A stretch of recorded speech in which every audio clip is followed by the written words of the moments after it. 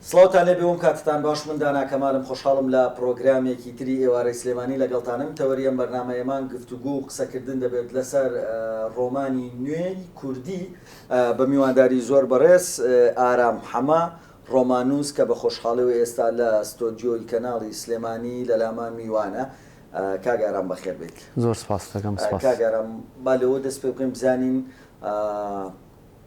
ڕۆمانی کوردی هەتا قۆناغی 50-60ەکان،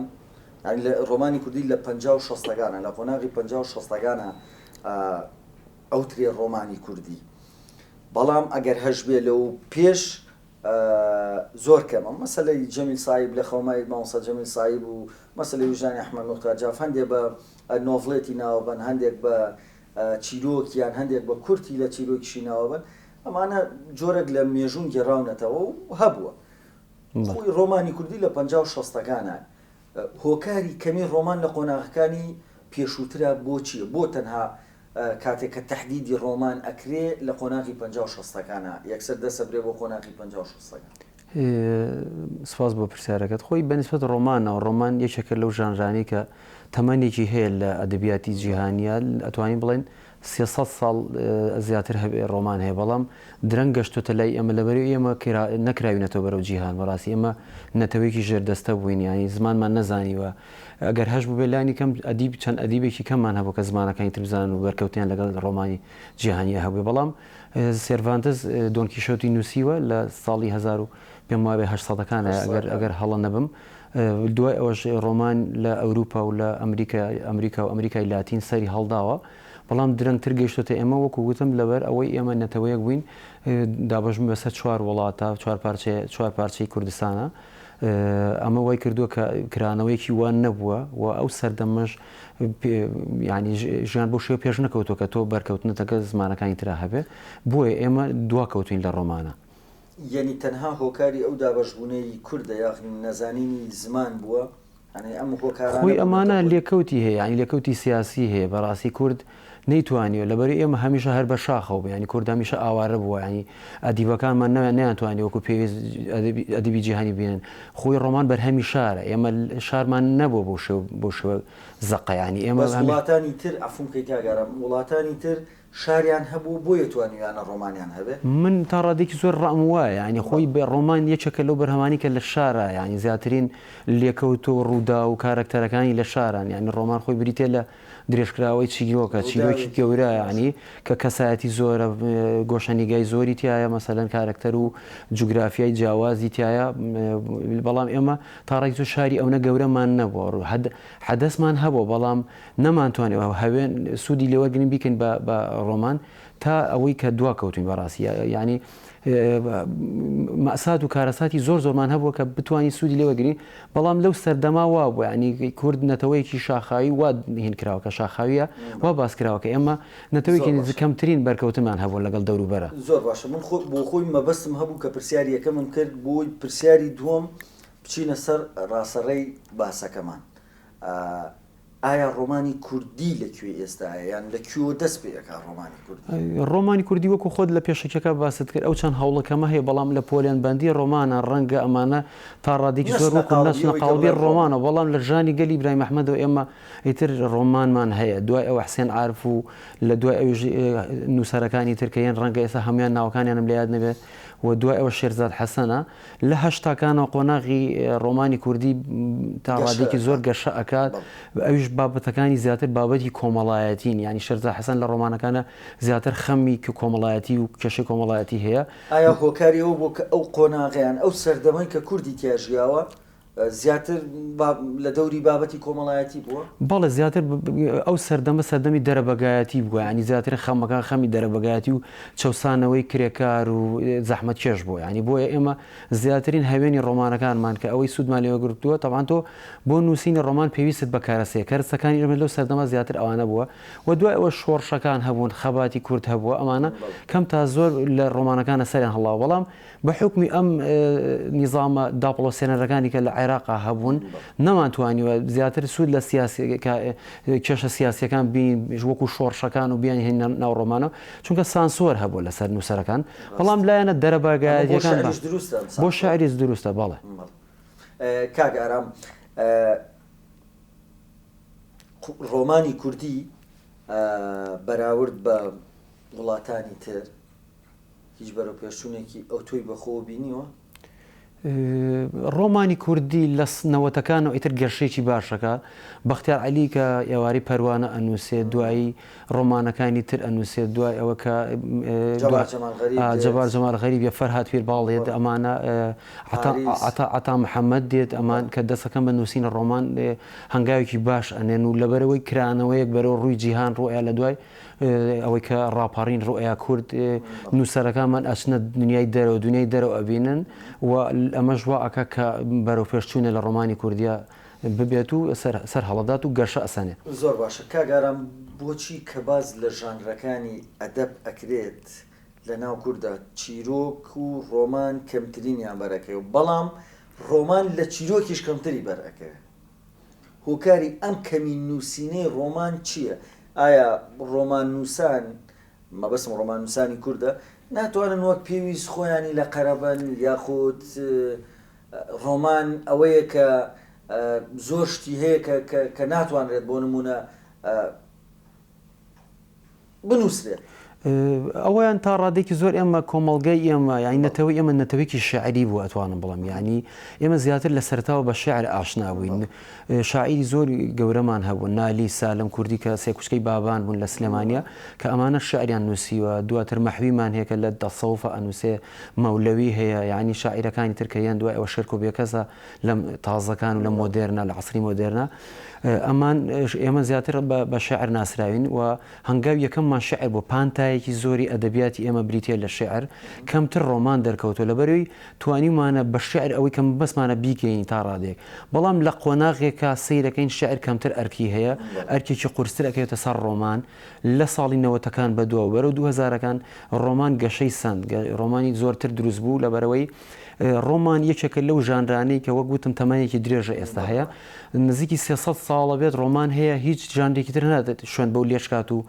شوێن بە ڕۆمان لێشکا و بچێت جێ ئەو بگرێتەوە بەردەوام خوێنەری خۆی هەیە لە جیهانە ینی یەکێکە لەو بابەتانی کە زۆرترین خوێنەر حەزەکە بخوێنێتەوە بۆیە ئێمە دوای ئەوە دەستمان کرد بە ڕۆمان شعرەکە ینی پانتایەکی زۆری لە ئەدەبیاتی ئێمە داگیر کرد بەڵام کەمتر ڕۆمانمان هەبوو لەبەرەوەی شعر مەهامی ئێمەی ئەپێکە ینی ئێمە ئەوەی کە هەمان بوو ئەو خولیای هەمان بوو ئەو ئاواتی هەمان بوو ئەو ڕۆئیا و دنیابینی هەمان بوو لە شعر ئەمان ئەتوانی بەیانیکەین بەڵام دواتر کە کراینەوە بە ڕووی جیهانە توانیمان ڕۆمانیش بنووسین.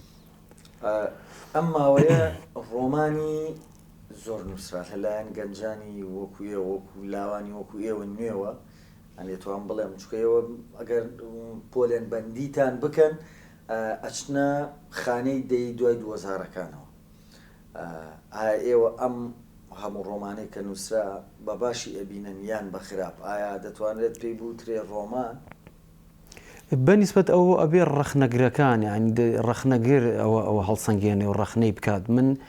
ڕاستی وەکو خۆم ناتوانم ئێوە هەم ڕۆمانوسیشن و هەمیش خوێنەرن بەڵێ من ڕای ئێوەم لەلامە بەستە زروفی بابەتی ژینگە و سەردەمەکەەوە ئەخوازەکە ئێستا زیاتر ڕۆمان بنووسرێ ینی لە چاو خۆشە هێشتا کە ژماری ڕۆمانی کوردی ئەو نەزۆر نییە بە حکمی تەکنەلۆژی ئەسە باڵی کێشاوە بەسەر کۆمەڵشتا خوێنەرمان کەمە ساڵانی زوو لە هەفتەکان و هەشتاکان نەوەتەکان ئەگەڕای من بەنسبەت خۆمە لە نەوەتەکانەوە ئەخوێنمەوە لە نەوەتەکانە ئەگەڕام بە کتێبخانەکانە کتێبم ئەکری ڕۆمانەکانی شێرزا حەسەن مەخوێندەوە گوڵی ڕەش و تەنیایی و تەمی سەرخەرند و ئەمانە مەخوێندە دواتر کە یەتەوە بۆ بەختیار عەلی ڕۆمانەکانی بەختیار عەلی و عەتا محەممەد و جەبار جەمال غەریب و فەرهاد پیرباڵ ئەخوێنینەوە ینی ئەم دەی تازەیەکە لە 2000ەکان دەست پێکە ئەمە خەم و خولیایکی تری یاخین ینی گەنجەکان یاخینە ینی هەر کەسێک ینی ئەدەبیات بە تاپۆ نیە لەسەر هیچ کەسێ تا بتوانانی بڵێ منووسە ئەوەی کە ئەتوانێت بنووسێ با بنووسێ بەڵام دەقی جوان دوایی سەردەم و زەمن دیاری ئەکا کە ئەمە زەمن بڕە یا زەمن بڕ نییە بەڵام من لەگەڵ ئەوەم ڕۆمان تا ئەنووسرێ بنووسێ هیچ یاسایەک نییە بڵێت تۆ نابێت ڕۆمان بنووسی لە هیچ کوی دنیا ئەمە نیە بەڵام ئەکرێت دەستگایەکە بێ بۆ نمونە دەستگایەکە بێ بۆ هەڵسەنگاندنی ڕۆمانی باش و خراپ ینی هەموو ڕۆمانە نەچێتە بازارە و وەرەقە سەرف نەبێت چونکە دوجار ئەمە هەمووی لە ڕووی داراییەوە تێچووی هەیە هەین تو ئەم تێچوانە بۆ شتێک کە بڕواکە سوودی هەبێت بەڵام لە هەمان کاتە دەقی باشی هەیە ینی نووسەری گەنجی باش هەیە ئەتوانم بڵم زۆر نووسەر هەن لە 2000ەکان دەینەوەتەکانیان تێپەڕان بێت. ئێوە بۆ خۆتان ڕازین لەو ڕۆمانانێک کە نووسراوە لەم دوایە؟ ئەتوانم بڵم ژمارەیەکی باشی تایە لە ڕۆمان لەوانی کە لە 2000ەکانە نووسراون بڵێ لەبەرەوەی ئەم جی لە تازێ زۆریان ئاشنان بە زمانەکانی تر کرانەوەمان بە ڕووی ئەدەبیاتی جیهانە هەیە جوگرافیای تری تایە لە ڕۆمانەکانە یعنی دەقەکان دەقی باشن و کەم تا زۆر هیچی کەم نییە لە ڕۆمانی بیانی من بەنسبەت خۆم ڕۆمانی من خوێندراوەتەوە نووسری بەناوبان خوێنێتەوە تویتی ئەم ڕۆمانی تو ئەگەر بە زمانی تریش بنووسرایە قوت و هێزی خۆی ئەبوو ینی لە هەمان کاتە نووسری تریشمان هەیە کە گەنجە و ئەنووسێ ڕۆمانی جوانی نووسیەوە لە هەمان کاتە ڕۆمانمان هەیە لە زمانەکانی ترە وەرجێڕاوە بەڵام ئەم ڕۆمانە لەوانێ ئەو هێز و قووەتەی نەبێ بەس بە حکمی ئەوەی کە لە زمانێکی گەورەی جیهانی ئینگلیزیە سویدیە لە ئەڵمانیە لە عەربی وەجێڕاوە ئەو کاتە قووەت و هێزێکی پێێن ئەڵێن ئەمە ڕۆمانێکی باشە. بۆ خۆتان ئەم نەوە نوێیی ڕۆمان نووسەکان مابەسمە توانیوتانە گۆڕانکاریەک لە ڕۆمانی کوردیا بکەن؟ تا ڕادێکی زۆر بەڵێ بۆ نمونە ڕۆمانی ئەندێشەی زانستی پێشتر لە ئەدەبیاتی نەوەتەکانان نەبوو لە 2000ەکانە ڕۆمانی ئەندێشەی زانستی ڕۆمانی پۆلیسی ئەمانە سەریان هەڵداوە. من یەکێک لە ڕۆمانەکان وەکو ئێمە وەکو باسی کوردستانەکەم ئێمە دەتوانیمانە ڕۆماننووسی زۆر گەورەمان هەیە کە لە بواری ئەندێشی زانستیان نووسی جیوێڵزمان هەبووە کە لە ئەندێشی زانستیان نووسیەتی جۆلڤێرنمان هەبوو فەڕەنسی کە لە ئەندێشی زانستیان نووسێتی و ڕۆمانەکانی لە دوای سەردەمێکی زۆر یەکێک لەو ڕۆمانانی کە دەبلیوێڵز نووسیوێتی باسی ئامێری زەمن ئەکات کە ئامێری زەمن لە دوای چەندین ساڵ ئەنجا ئاینشتاین توانی ئەو بیردۆزی نەزەری نسبی بدۆزێتەوە ئەو ڕۆمانوسەکە پێش زەمانی ئەویش کەوتبوو وەکو ڕؤیا وەکو دنیابینی وە لە دوای 2000ەکانەوە ڕۆمانی تازە سەریەڵا حتا ئەتوانی بڵێن ڕۆمانی بابەتی هینیش سەری هەڵدا بابەتی ڕۆمانی ترسناک ینی ئەوەشکە لە ئەدەبیاتی پێشتران نەبوو بەڵام لە ئەدەبیاتی گەنجانە سەری هەڵدا و نمونەش هەیە. زۆر کەرەستەی بێگیانیشتان ڕۆح بەبەرا کردو و قسەیشی پێگەن لە ڕۆمانی ئێستەیە ئەو ژێکێکە توانین بڵێن یەکێکە لە بەڵام من ئەتوانم بڵم ڕۆمانی ئێستا ڕۆمانی باشە ینی ڕۆمانی گەنجەکان ڕۆمانی باش خۆت لێ رازی من وەکو خۆم لێ رازیم بەڵام ڕەنگە نووسەرەکانی پێش ئێمە لێ رازینەم لەبەرەوەی نووسەرانی پێشەمە لەگەڵ ڕێزمە هەندێکیان باوەڕیان بە دەسا و دەستکردنی ئەدەبیات نییە چۆن ئەڵی دەسا و دەستکردن لە سیاسەتە هەیە دەسا و دەستکردن لە ئەدەبیاتیشە هەیە ئەبێ نەوەی پێش ئێمە ئەدەبیاتی گەنج بخوێننەوە هەڵی سنگیان بزان کە ئەدەبیاتی گەنج بەوەی کە یارمەتیتان نادەن بەڵام لەگەڵ ئەوەیشا کە یارمەتیتان نادەن ئێوە ئەم نەوە نوێ شکرن بۆی کەنەوەی پێش ئێوە یارمەتیتان نایەن ئەوە بۆ ئێوە کافیە بەڵام لەگەڵ ئەوەیشا زۆر جار لێرە و لەوێ کە بەریەکەون یان گوێتان لێ بێ بگرە محارەبەیەکی قورسی شتانەکەن و هێشتان شکێن آخر هۆکارەکەی ئەوەیە ینی من ناڵم جۆرێک لە ئیرەیی دروست بووە ینی نووسەرەکانی پێشووتر نایەنێ ساحەکە چۆڵکەن بۆ گۆڕبانەکە چۆڵکەن بۆ گەنجەکانی تر بنووسن من ناڵم نووسەرەکانی پێشوو هەڵیانە هەڵی زۆر باشیانە بگرێ ئێستاش ینی بە ئێستاشەوە بۆ نمونە ماردین ئیبراهیم عەتا محەممەد ڕۆمانی جوانە نووسن یاتوانم بڵم چەند ڕۆمانێکی عەتا محەممەد ئەچێتە قاڵبی ئەدەبیاتی پۆزمۆدێرنەوە ڕۆمانی بەختیار عەلیشی تایە کە بچێتە قاڵبێت کاروان کاکە سووریش یەکێکە لە ڕۆمانوسە زۆر باشەکان ئەو مناڵم ببوورە ڕەنگە ناوی هەمیانم لە یاد نەبووێ بەڵام کاروانی ژێکێکە لەو بابەت لەوانی کە باش ئەنووسێت و ڕۆمانوسێکی زۆر باشە بەڵام لەگەڵ ئەمەش ئەدەبیاتی ئێستاش گەنجەکانیش ڕۆمانی جوانیان نووسێ بەس بە حکمەوەی ڕخنەگر نەبووە ڕخنەی تاواتی بکات بە تاواتی ڕەنگە نەچوبێتە ناو خوێنەرەوە. زۆر باشە کاگەرام هەندێک هەن ڕۆمان دەنووسن بێ ئەوەی ئاگاداری ڕەگەزەکانی ڕۆمان بن خۆی کاتێکە ڕۆمانێک ئەنووسیت بە ڕێز وەکو ڕۆمان نووسێ دەبێت ڕەگەزەکانی تیا تەطبیق بکرێت لەناو ئەم لە نووسینی یان لە ئەسنای نووسینی ئەم ڕۆمانەیە بەڵام هەندێک هەن دەنووسن ڕۆمانوس هەبووە ناوی نانم ڕۆمانوس بەس نووسەر هەبووە کە ڕۆمانی نووسیوە باسی پلۆتم لەگەڵا کردو و توێتی پلۆت چییە؟ هەیە تۆ ئەمە ناو ئەنەی چی ئەمە باشە ئەمە خراپە ڕەنگە هەبێت کەم تا زۆر لەو جۆرەش هەبێت لەگەڵ ڕێزمە بۆی نەچین بە بابەتێکی تراکە بێناوهێنان نووسەر هەیە مەسەلەن شعری بازاری شعری کۆ کردوێت و دەستی کرد بە ڕۆمان نووسین ینی لەگەڵ ئەوە کە ئەزانە